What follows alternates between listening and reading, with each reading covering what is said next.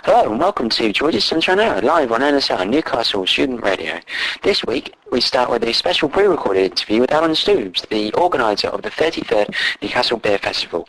I kicked off the interview by asking how many beers were actually at the festival this year. 115 beers here, and I actually chose the beers for the festival. Now what we normally work on is approximately a third local beers, i.e. from the local breweries, a third old favourites, and a third new beers. Right. So it's a nice breakdown.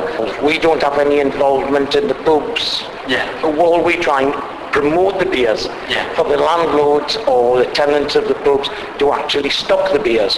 Now, yesterday when we started the festival, the first hour and a half was what we call a trade session. The only people that were in were either brewers or pub landlords and landladies and or staff. And we are trying to promote these beers for them to take in their pubs. Unfortunately, with now the big pub companies, i.e. Enterprise Inns, Punch Taverns, etc., they are restricted in what they can take. Where the small independents, the free houses as we call them, true free houses, can take from wherever they want.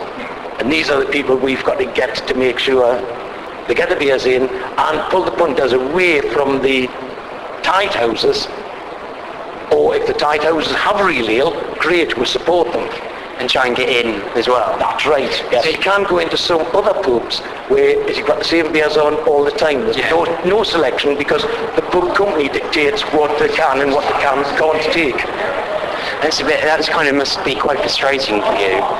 It is, yes, of course it is, because we are trying to promote real ale and these big companies are restricting what the pubs can actually take.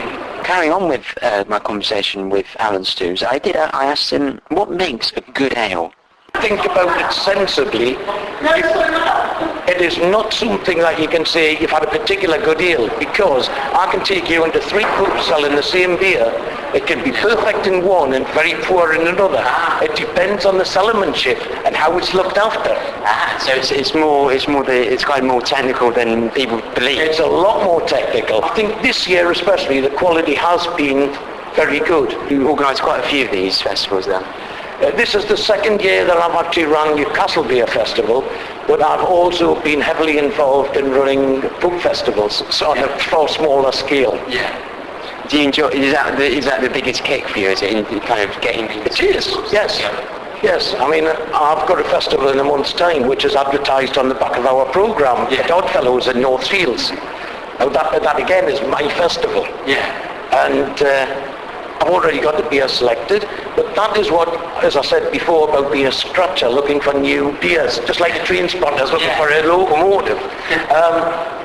These 20 beers I'm going to have on at Oddfellows, they're all going to be brand new beers to me, so I'm going to enjoy it as well as the people, the punters that come in to buy them. That's all from me this week. Big thank you to Alan for giving up his valuable time during the festival, and I will see you next week.